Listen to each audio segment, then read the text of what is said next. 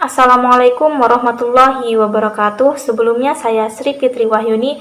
Di sini saya akan menjelaskan tentang tokoh pendidikan Islam yang mana cakupan pembahasannya ialah akan membahas bagaimana pemikiran, penerapan hasil pemikiran tokoh pendidikan Islam tentunya dalam lingkup nasional dan juga bagaimana dampak sosial masyarakat dari hasil pemikiran tokoh pendidikan Islam.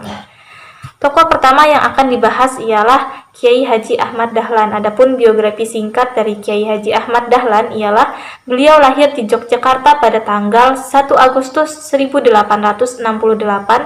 Jadi Kiai Haji Ahmad Dahlan adalah putra keempat dari 7 bersaudara, yang mana keseluruhan saudaranya itu ialah perempuan, kecuali adik bungsunya dari keluarga Haji Abu Bakar yang merupakan seorang ulama dan khatib terkemuka di Masjid Besar Kesultanan Yogyakarta pada masa itu. Nah, nama kecil dari Kiai Haji Ahmad Dahlan ini adalah Muhammad Darwis. Saat masih kecil, beliau itu diasuh oleh ayahnya sendiri yang bernama Kiai Haji Abu Bakar. Jadi pada usia 54 tahun, tepatnya pada tanggal 23 Februari 1923, Kiai Haji Ahmad Dahlan itu wafat di Yogyakarta. Beliau kemudian dimakamkan di Kampung Karangkajen, Brontokusuma, wilayah bernama Marangsang di Yogyakarta. Atas jasa-jasa Ahmad Dahlan ini, maka negara menganugerahkan gelar kehormatan sebagai pahlawan kemerdekaan nasional. Adapun pemikiran dari Kiai Haji Ahmad Dahlan ini ialah dari tujuan pendidikannya. Tujuan pendidikan menurut Kiai Haji Ahmad Dahlan adalah untuk membentuk manusia yang pertama ialah alim dalam ilmu agama, yang kedua berpandangan luas dengan memiliki pengetahuan umum, dan yang ketiga adalah siap berjuang mengabdi untuk Muhammadiyah dalam menyantuni nilai-nilai keutamaan dalam masyarakat. Sedangkan dari segi materi pendidikan, berangkat dari tujuan pendidikan tersebut, Kiai Haji Ahmad Dahlan ini berpendapat bahwa kurikulum atau materi pendidikan hendaknya itu meliputi 3. Yang pertama itu ialah pendidikan dari moral, akhlak, yang kedua itu adalah pendidikan individu, dan yang ketiga ialah pendidikan kemasyarakatan. Terkait tentang metode mengajar, jadi di dalam menyampaikan pelajaran agama, Kiai Haji Ahmad Dahlan tidak menggunakan pendekatan yang secara tekstual, tetapi menggunakan pendekatan yang kontekstual. Adapun penerapan pemikiran beliau ialah yaitu di mana tiba pada masa puncak dari kegiatan dan perjuangan beliau dengan mendirikan organisasi yang bernama Muhammadiyah. Ketika Muhammadiyah didirikan untuk pertama kalinya, yang sesungguhnya di Yogyakarta itu telah berdiri perkumpulan-perkumpulan atau pengajian yang bermacam-macam, misalnya itu seperti Ikhwanul Muslimin, Priyo Utomo, Taqwimuddin, Syarikat Muhtadi, Wal Fajri, dan masih banyak lagi. Adapun dampak sosial masyarakat dari hasil pemikiran Ahmad Dahlan ini, apabila dilihat dari hal di atas, bahwa Ahmad Dahlan ini sebenarnya telah menciptakan dunia pendidikan yang mana tidak hanya berfokus pada ranah keagamaan yang mempelajari ilmu keagamaan saja, tetapi juga pada ilmu pengetahuan yang mana sifatnya itu bersifat umum. Adapun tokoh yang kedua yaitu Kiai Haji Hasyim Asy'ari. Biografi singkat dari beliau ini bisa diungkapkan dengan kata-kata yang sederhana untuk kehidupan beliau, yaitu dari pesantren kembali ke pesantren, sebab beliau itu dibesarkan di lingkungan pesantren. Setelah memperoleh bekal pendidikan dari lingkungan pesantren, Kiai Haji Hasyim Asy'ari ini melanjutkan pendidikannya di kota suci Mekah bersamaan dengan pelaksanaan ibadah haji. Beliau juga mengadopsi pendidikan Islam klasik yang lebih mengedepankan aspek-aspek normatif, tradisi belajar mengajar, dan juga etika dalam belajar yang mana dipandangnya itu akan mengantarkan umat Islam kepada zaman keemasan. Adapun pemikiran dari Kiai Haji Hasyim Asy'ari ini dari segi tujuan pendidikan, jadi tujuan pendidikan menurut Hasyim Asy'ari ini adalah yang pertama ialah menjadi insan yang bertujuan mendekatkan diri kepada Allah Subhanahu wa taala. Yang kedua menjadi insan yang bertujuan mendapatkan kebahagiaan di dunia dan juga di akhirat. Sedangkan dari segi pendidik, di mana dijelaskan pada buku beliau ada menurut Hasyim Asy'ari ini sendiri, seorang pendidik dan murid itu harus memiliki etika. Nah, di mana di buku beliau itu ada dijelaskan tentang bagaimana etika seorang guru dan juga etika seorang anak didik. Adapun etika seorang guru, beliau itu menjelaskan bagaimana yang pertama itu bagaimana etika seorang guru terhadap murid, dan yang kedua itu etika guru dalam mengajar, dan yang ketiga itu adalah etika guru bersama muridnya. Sedangkan dari anak didik sendiri, di buku beliau juga dijelaskan bagaimana etika dari seorang anak didik itu, yaitu dari segi etika belajarnya, etika seorang murid terhadap guru, dan juga etika murid terhadap pelajarannya. Sedangkan dari segi kurikulum atau materi, jadi kurikulum yang diterapkan oleh Hasyim Asy'ari ini meliputi kajian tafsir Al-Quran, hadis, usuluddin, kitab-kitab fikih, madhab, nahwu, shorof, dan materi yang membahas tentang tasawuf. Sedangkan dari segi metode, jadi sistem individual yang diterapkan dalam metode wetonan dan sorongan. Nah, metode hafalan, muhawat, dan juga metode mujaharat merupakan istilah-istilah lain metode yang diterapkan pada Islam klasik, itu seperti misal katanya itu sama seperti al-sama, al-imla, dan al-ijla, muzakara, dan munajarah. Jadi metode yang digunakan oleh Hasyim Asy'ari ini menggunakan metode pada Islam klasik, yaitu seperti metode wetonan dan juga sorongan. Selanjutnya adapun penerapan pemikiran dari Kiai Haji Hasyim Asy'ari ini, selain dengan penerapan sistem pendidikan dengan menggunakan metode hafalan, muhawat, mujaharat tadi, beliau juga membangun organisasi yang dikenal dengan Nahdlatul Ulama atau NU. Nah, jadi kehidupan keseharian beliau itu dipenuhi dengan kegiatan dakwah dan juga mengajar di pondok pesantren yang beliau dirikan.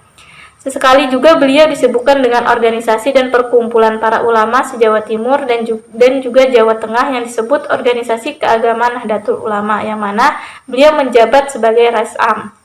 Adapun dampak sosial masyarakat dari pemikiran beliau ini ialah masih bertahannya ajaran Islam yang bercorak tradisional melalui adanya Nahdlatul Ulama, serta banyaknya tersebar pesantren-pesantren Nahdlatul Ulama di seluruh Indonesia, sehingga ajaran tradisional tetap terlestarikan dengan tetap bernapaskan Ahlus Sunnah wal Jamaah. Adapun tokoh yang ketiga ialah Abdullah Ahmad. Jadi biografi singkat dari Abdullah Ahmad ini, beliau lahir di Padang Panjang pada tahun 1878. Ayah beliau yang bernama Haji Ahmad, yang mana merupakan seorang ulama Minangkabau dan juga sebagai saudagar kain Bugis. Nah, adapun pendidikan Abdullah dimulai dengan mempelajari agama Islam kepada orang tuanya dan beberapa orang guru yang ada di daerahnya. Jadi, selama 4 tahun belajar di Mekah, Abdullah Ahmad ini terus mengikuti perkembangan gerakan Wahabiyah yang digencarkan pada waktu itu. Nah, jadi gerakan ini dilakukan untuk menghapus praktek bid'ah, khurafat, dan tahayul, juga masalah taklid.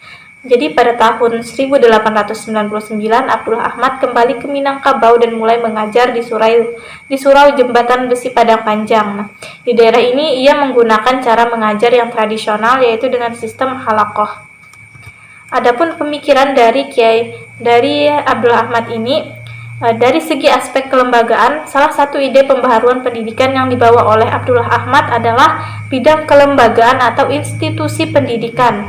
Sebagaimana yang telah dijelaskan di atas bahwa Abdullah itu mendirikan sekolah adabiyah. Nah, untuk mendukung kegiatan lembaga ini, Abdullah merekrut para pegawai yang berjiwa kebangsaan, yaitu mereka yang memiliki legalitas terhadap pemerintahan Belanda dengan tujuan untuk menghilangkan kecurigaan pemerintahan Belanda. Lalu pada tahun 1915, corak pendidikan adabiyah ini diubah menjadi Holland Malische School atau HMS atau Hollands Inlandse School atau HIS, yaitu tingkat pendidikan setara dengan sebuah sekolah dasar atau SD yang ada pada sekarang ini. Jadi di Adabiyah School itu diajarkan pelajaran agama dan juga Al-Quran sebagai mata pelajaran wajibnya. Juga diajarkan pengetahuan umum, jadi tidak hanya belajar agama saja.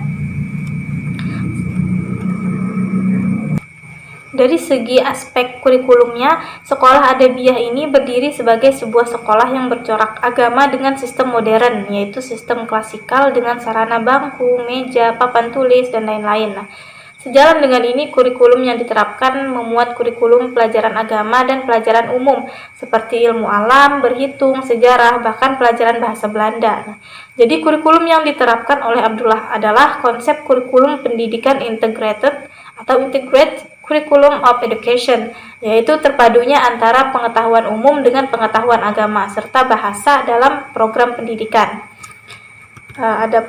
Jadi sebagaimana ketiga aspek di atas tadi, adapun penerapan dari pemikiran Abdullah Ahmad yang mana juga memiliki dampak sosial masyarakat, baik saat pada masa itu diantaranya ialah dengan menggunakan pemikiran seperti itu, pendidikan masyarakat Nusantara pada saat itu dapat bersaing dengan sekolah Belanda yang ada pada saat itu, serta tidak semata mempelajari ilmu keagamaan saja, tetapi juga mempelajari ilmu umum, bahasa Belanda dan juga bahasa Melayu, serta semakin berkembang dengan bertambahnya jenjang pendidikan Adabiyah School dengan metode yang digunakan dan juga dengan metode yang digunakan Abdul Hamad ini hingga sekarang masih sering digunakan di beberapa jenjang pendidikan. Hal ini berarti beliau berhasil menciptakan sebuah metode pembelajaran yang efektif sebab masih digunakan sampai sekarang.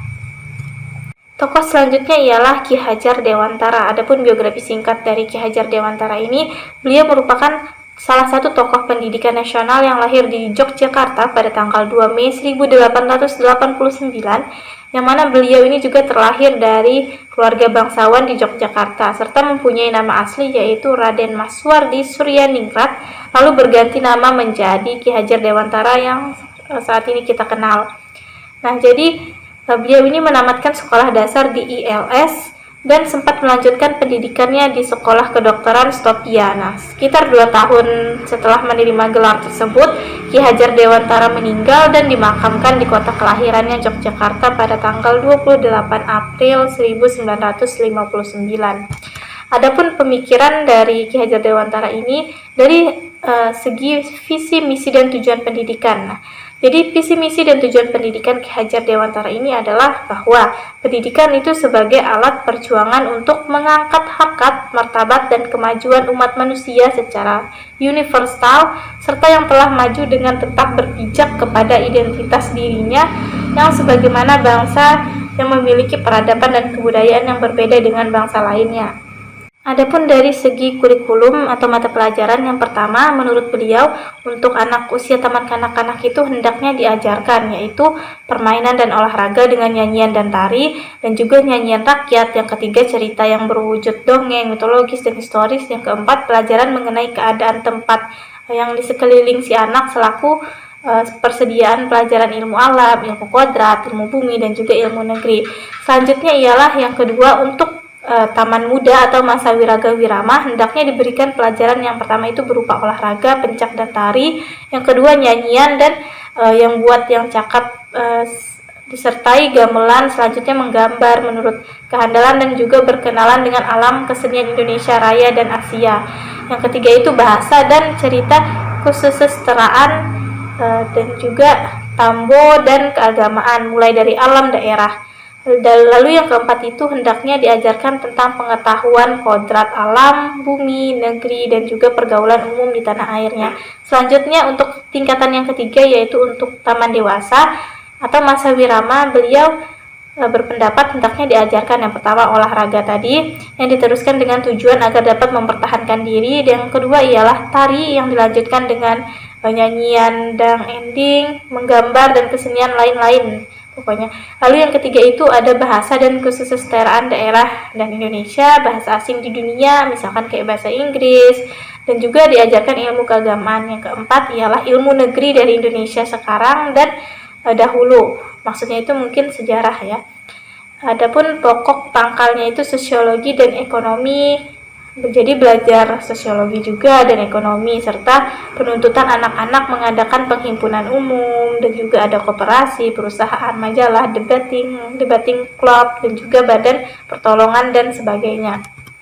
Sedangkan dari pendidikan budi pekerti ini, nah dari aspek pendidikan budi pekerti, adapun jadi dengan kita lihat dari uraian tadi ya, jelas memperlihatkan perhatian yang demikian besar dari Ki Hajar Dewantara terhadap pentingnya pendidikan budi pekerti, yang mana ditekankan pada pembentukan karakter, perilaku, dan juga kepribadian melalui upaya pembiasan melakukan perbuatan terpuji yang dilakukan melalui dari sejak kecil hingga dewasa. Adapun penerapan dan pemikiran Ki Hajar Dewantara ini ialah dengan melalui lembaga pendidikan yang diadakan sendiri, yaitu lembaga pendidikan taman siswa, dan itu adalah berupa bentuk penerapannya. Sedangkan dampak sosial masyarakat dari hasil pemikiran Ki Hajar Dewantara ini hingga sekarang mata pelajarannya semakin berkembang dengan lebih menonjolkan nasionalisnya serta dengan menonjolkan budi pekerti. Jadi pemikiran dan gagasan tentang mata pelajaran secara substansial ini tampak masih cukup relevan untuk diterapkan di masa sekarang. Bagi kalangan praktisi pendidikan, mulai dari tingkat yang paling dasar, yaitu taman kanak-kanak sampai perguruan tinggi, dapat mengambil model atau sekurang-kurangnya sebagai bahan perbandingan dari model pendidikan yang akan dikembangkan. Selanjutnya ialah Muhammad Natsir. Adapun biografi singkat dari Muhammad Natsir ini, beliau lahir di Jembatan Berukir, Alahan Panjang, Kabupaten Solok, Sumatera Barat pada hari Jumat 17 Jumadil Akhir 1326 Hijriah yang bertepatan dengan 17 Juli 1908 Masehi. Jadi Natsir ini merupakan putra dari Khadijah dan Muhammad Idris Sultan Supriyodo Saripodal.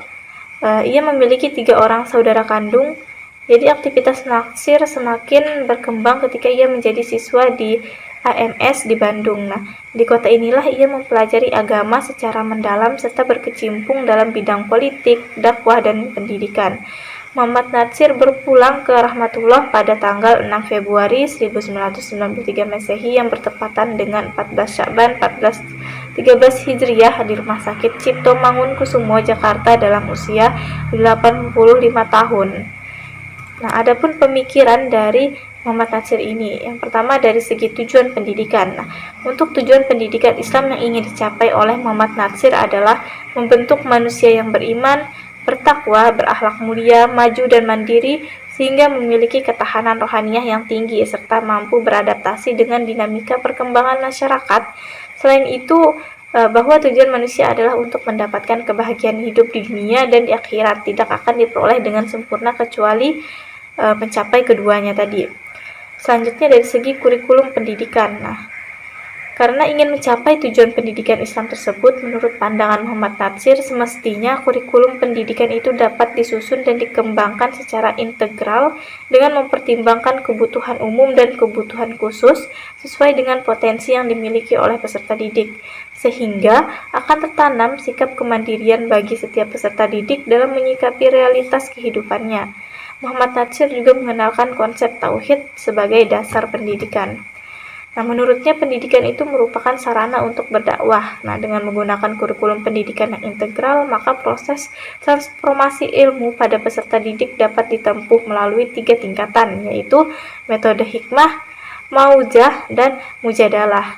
Adapun penerapan pemikiran dari Muhammad Natsir ini ialah sejak dulu jejak Muhammad Natsir ini dalam bidang pendidikan tentu sudah ada sebelum negeri ini merdeka. Nah, ketika Indonesia berada di bawah jajahan Jepang pada tahun 1942 hingga 1945, seluruh partai Islam dibubarkan kecuali 4 organisasi Islam yang tergabung dalam MIAI atau Majelis Islam A'la Indonesia, yaitu NU, Muhammadiyah, PUI yang berpusat di Majalengka, PUII yang berpusat di Sukabumi. Nah, 4 generasi tersebut kemudian bergabung dalam satu wadah, yaitu Mas Jeomi, penjelmaan baru dari MIAI. Nah, jadi kedua mendirikan perguruan tinggi Islam dengan nama Sekolah Tinggi Islam STI. Nah, kemudian STI ini menjadi Universitas Islam Indonesia atau UII di Yogyakarta. Beliau juga memimpin Lembaga Pendidikan Islam atau Pendis yang menjadi cikal bakal lahirnya Universitas Islam Bandung atau Unisba. Beliau juga tercatat sebagai penggagas di balik berdirinya Badan Kerja Sama Perguruan Tinggi Islam Swasta atau BKS PTIS yang kini memiliki anggota lebih dari 500 PTIS Indonesia. Nah, dari gagasan Muhammad Natsir lahirlah kampus-kampus Islam yang memiliki nama besar seperti Universitas Islam Indonesia di Yogyakarta, Universitas Islam Sumatera Utara atau IISU terus di Medan juga ada Universitas Islam Bandung, Universitas Muslim Indonesia di Makassar, Universitas Al-Azhar Indonesia, dan masih banyak lagi. Nah, adapun karena hal itu hingga sekarang berdampak pada sosial masyarakat, yang mana dengan adanya universitas Islam di Indonesia, sehingga masyarakat tetap dapat mengenyam pendidikan dengan lebih bermutu dan dengan semestinya, sehingga karena hal itu pula akan melahirkan pada para masyarakat Islam yang sesungguhnya. Yang selanjutnya ialah Tokoh selanjutnya Kiai Haji Abdullah Syafi'i.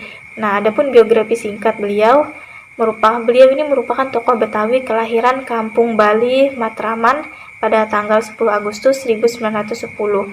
Beliau ini sering melakukan dakwah baik di perguruan Syafi'iyah yang dirintisnya sejak tahun 1930 maupun berbagai pelosok tanah air. Semasa kecil, Kiai Haji Abdullah Syafi'i banyak menuntut ilmu dari para ustadz dimanapun berada. Ia juga pernah mengenyam pendidikan agama di Mekah.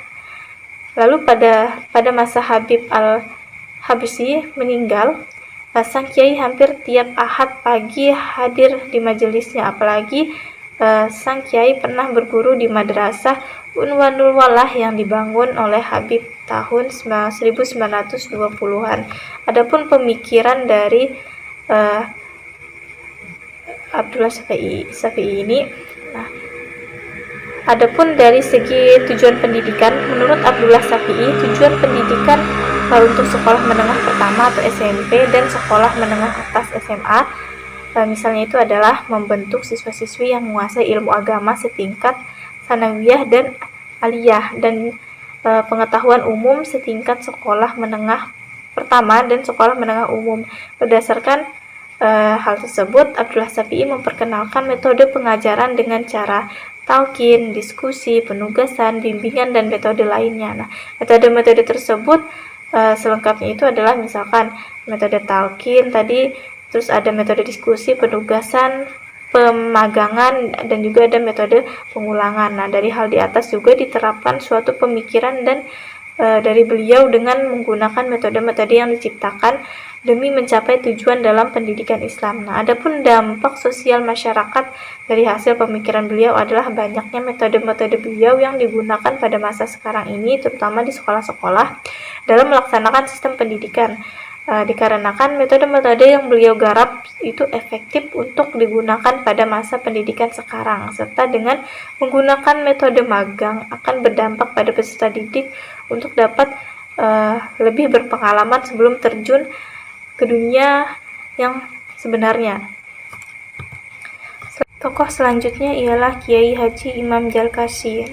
Adapun biografi singkat dari beliau lahir di Gontor, Jawa Timur pada tanggal 21 Maret 1910 Masehi dan meninggal dunia pada tanggal 30 Maret 1985.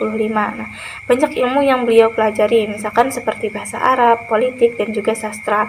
Selain itu, Imam Jalkasy juga aktif dalam hal menulis sehingga karyanya dapat dinikmati sampai saat ini.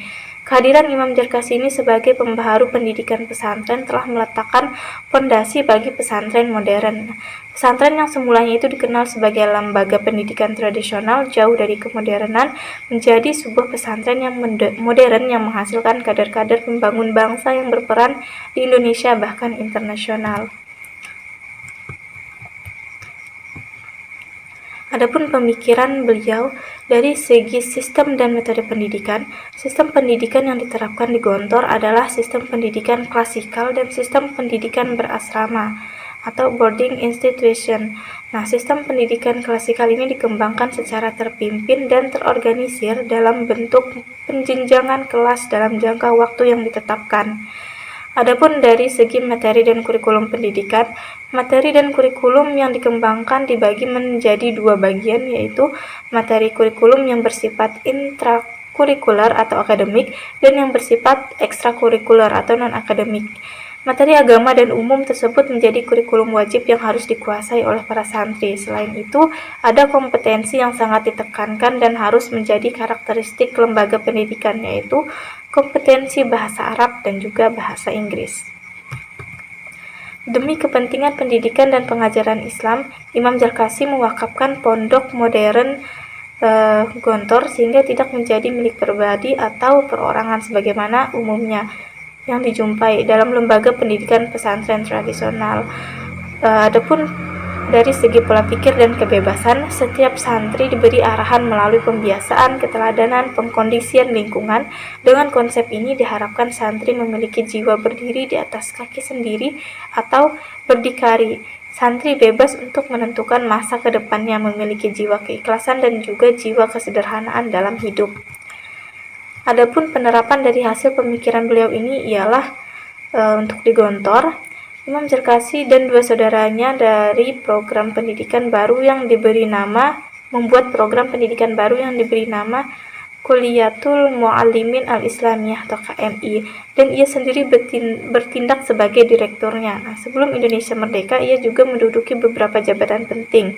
Tenaga dan pikirannya juga banyak dibutuhkan di Departemen Agama dan juga Departemen Pendidikan dari Kebudayaan. Selain itu, Imam Zarkasi juga aktif dalam menulis tadi sehingga karyanya dapat dinikmati hingga saat ini. Adapun dampak sosial masyarakat dari hasil pemikiran beliau ialah banyaknya pondok pesantren yang ada pada saat ini yang menggunakan sistem modern sebagaimana yang dijelaskan oleh beliau, serta dengan sistem 100% ilmu umum dan 100% ilmu keagamaan menjadi suatu keunggulan sehingga tidak terjadinya dikotomi agama yang mana pada saat ini juga dalam pendidikan tidak hanya membahas tentang satu ilmu saja, misal hanya membahas keagamaan saja, namun sekarang sudah modern dengan pula membahas ilmu-ilmu umum lainnya dan juga bahasa asing seperti bahasa Arab dan juga bahasa Inggris. Selanjutnya ialah Buya Hamka. Nah, Hamka atau yang dikenal dengan Haji Abdul Malik Karim Amrullah dilahirkan di Tanah Sirah, Sungai Batang di tepi Danau Maninjau, Sumatera Barat, tepatnya pada tanggal 13 Muharram 1362 Hijriah yang bertepatan dengan 17 Februari 1908. Ayahnya adalah Abdul Karim Amrullah. Jadi Buya Hamka ini adalah seorang yang mahir belajar mandiri atau otodidak. Karena beliau melihat, jika kita melihat dari tempat beliau belajar dan juga lama belajar, tak mungkin memiliki ilmu dasar yang dapat mengantarkan dirinya menjadi ulama besar kalau tidak gemar membaca dan bertanya. Adapun dari segi pemikiran, dari segi tujuan pendidikan secara umum, tujuan pendidikan Islam menurut Buya Hamka memiliki dua dimensi yang fundamental, yaitu untuk mencapai kebahagiaan di dunia dan juga di akhirat. Dari segi kurikulum, pantas dimasukkan dalam kurikulum pendidikan Islam, di mana kita mengajarkan pada peserta didik mengenai bagaimana menghargai keragaman dan juga keberagaman. Lalu dari segi pendidik, ia mengungkapkan pendapatnya tentang tugas seorang pendidik, yaitu sosok yang membantu menyiapkan serta membawa peserta didik guna memiliki pengetahuan yang mumpuni, berakhlak yang baik, serta memiliki manfaat dalam kehidupan di tengah masyarakat. Nah, kaitannya dengan pendidik, Hamka mengklasifikasikan pendidik dalam 3 unsur utama, yaitu orang tua, guru, dan juga masyarakat. Selanjutnya dari segi materi pembelajaran. Nah, pembagian materi pendidikan menurut pemikiran Hamka dibagi atas 5 bagian, yaitu ilmu-ilmu agama berupa tauhid, fikih, tafsir, hadis, dan juga akhlak serta lain-lain. Adapun ilmu-ilmu umum itu seperti sejarah, filsafat, ilmu bumi, falak, biologi, ilmu jiwa. Dari segi ilmu kemasyarakatan itu mempelajari tentang sosiologi, ilmu pemerintah, dan lain-lain. Adapun dari materi keterampilan praktis itu seperti berenang, berkuda, olahraga, dan juga olahraga lainnya. Sedangkan dari segi ilmu kesenian itu misalkan dari musik, menggambar, menyanyi, melukis, dan masih banyak lagi.